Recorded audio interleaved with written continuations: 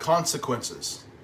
Hello, I'm Pastor Marvin McKenzie. Last week, President Trump authorized a limited strike on Venezuela. It wasn't a sudden decision. For weeks, he had openly stated that such an action was on the table.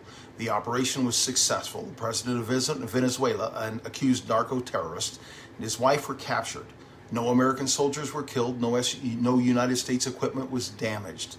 Prior to the strike, President Maduro had openly mocked the idea that the United States would act. He did not believe it would happen, and he could not have anticipated how effective that strike would be. And since then, critics on the left have responded quickly and loudly. They've labeled the strike illegal. They've called it an act of war.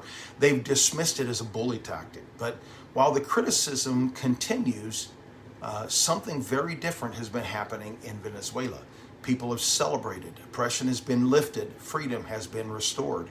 For the first time in 20 years, churches have been allowed to worship openly. Pastors have been released from prison. And that brings us to an important point, especially for those of us who profess Christianity. The consequences of life are not primarily political, they're spiritual. Now, some fear the start of a new war, and others argue the cost was too high. But those are political calculations. The deeper consequences are spiritual. This was never about oil, and drugs really are a secondary issue.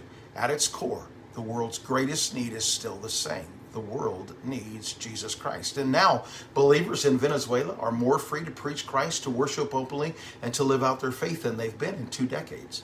By any biblical measure, this was a spiritual victory. Politics, in the end, are not the real matter.